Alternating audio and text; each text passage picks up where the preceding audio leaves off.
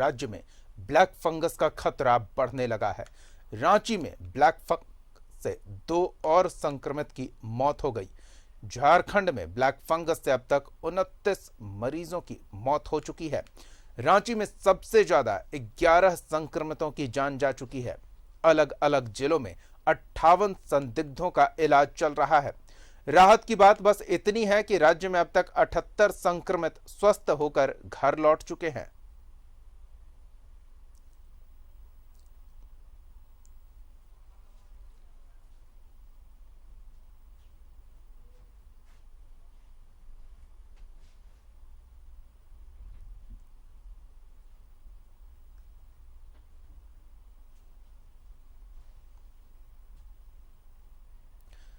तो black fungus का खतरा सूबे में बढ़ता दिख रहा है। नए संक्रमित सामने आ रहे हैं, जिसकी वजह से चिंता बढ़ रही है।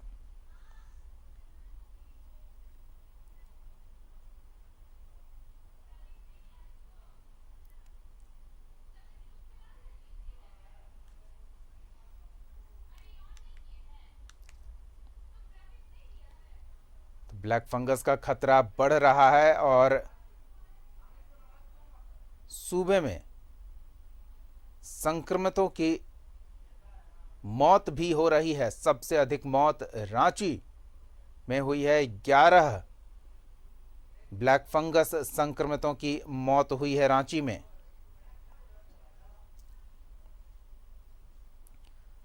रांची में ब्लैक फंगस से 2 और संक्रमितों की मौत हुई है। झारखंड की बात करें तो अब तक कुल 29 लोगों की ब्लैक फंगस के संक्रमण के कारण मौत हुई और सबसे ज्यादा 11 संक्रमितों की जान रांची में गई है। अलग अलग जिलों में 58 संदिग्धों का इलाज चल रहा है। राज्य में अब तक 78 संक्रमित स्वस्थ होकर घर लौट चुके हैं। रांची में ब्लैक फंगस से 2 और संक्रमितों की मौत हुई है। अब तक झारखंड में कुल 19 लोगों की मौत ब्लैक फंगस संक्रमण के कारण हो चुकी है।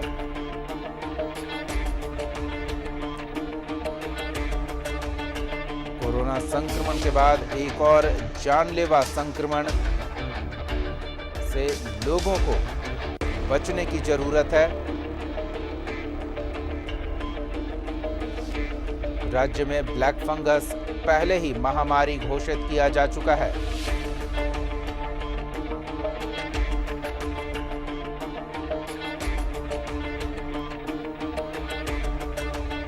अलग अलग जिलों में 58 ब्लैक फंगस संक्रमण के संदिग्धों का इलाज चल रहा है।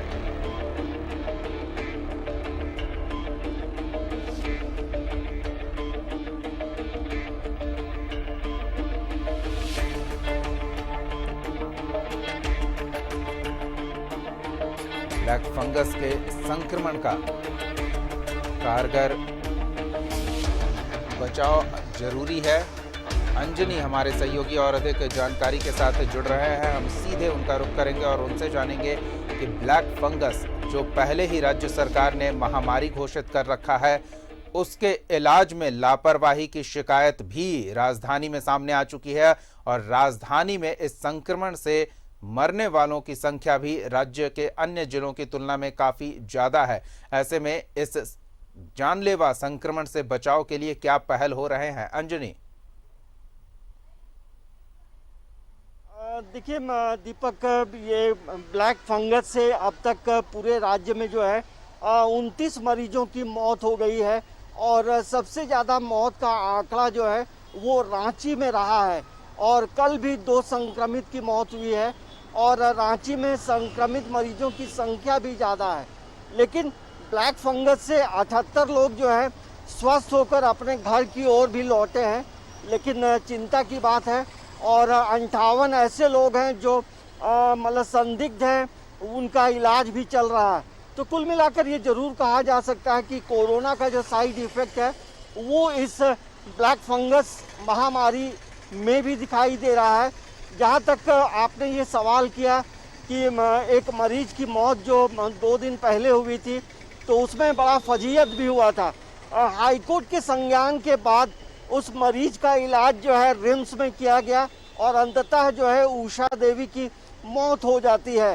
तो और परिवार वालों ने जरूर आरोप लगाया कि कहीं ना कहीं जो डॉक्टर्स हैं, जो रिम्स की जो टीम है, वो सही समय में प्रॉपर इलाज नहीं कर पाई, जिसकी वजह से मरीज उषा देवी की मौत हो जाती है।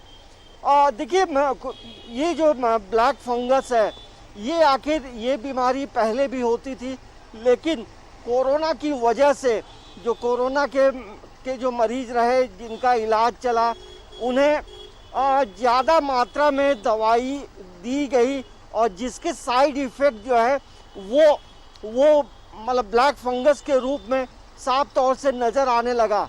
देखिए, पूरे भारत में देखेंगे दीपक, तो ब्लैक फंगस जो है महाराष्ट्र, राजस्थान और दिल्ली, इन 3 जिलों में जो है मरीजों की संख्या ज़्यादा है। लेकिन यदि हम अपने झारखंड के बगल के पड़ोसी राज्यों को देखेंगे तो उसमें झारखंड में मरीज ज़्यादा है और मौत का जो आंकड़ा है वो भी ज़्यादा है।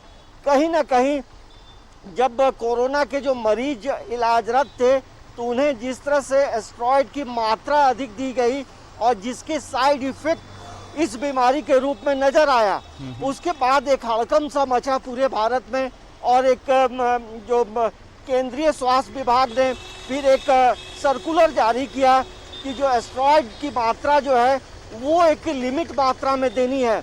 मतलब ये जरूर कहा जा सकता है कि कोरोना से बचाने के लिए मरीजों को जिस तरह से बेतहाशा दवाइयों की डोज दी गई थी, उसके साइड इफेक्ट जो है ये ब्लैक फंगस के तौर पे नजर आया और ब्लैक फंगस के तौर पे बढ़ता रहा। तो कहीं ना कहीं ये हम जरूर कह सकते हैं कि आम लोग भी कहते हैं कि ऐसे में जो मेडिकल की जो टीम है उस पे लोग सवाल बार बार पूछते हैं कि आखिर जब मात्रा कम देनी थी तो ज़्यादा कैसे दिया गया। तो ये एक बड़ा गंभीर मामला है, एक रिसर्च का मामला है, डिस्कशन का एक बड़ा मामला है, क्योंकि ये एक बहुत महत्वपूर्ण कारण माना जा रहा है भारत में।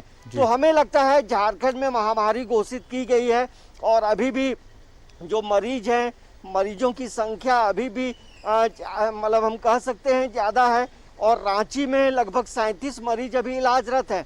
तो इन्हें सही समय में प्रॉपर इलाज मिलेगा तो मरीजों को बचाया जा सकता है। लेकिन अब तक झारखंड में 29 मौत हुई है और रांची में 11 मौत हुई है। तो ये एक चिंता का विषय है कि कहीं ये संक्रमण जो है और तेजी से नहीं फैले, क्योंकि जो कोरोना से मरीज ठीक हुए हैं उन्हें अपना बेहद ख्याल रखना होगा। यदि उनकी आंखों में कोई समस्या हो रही है तो उन्हें तुरंत डॉक्टर से संपर्क करना चाहिए।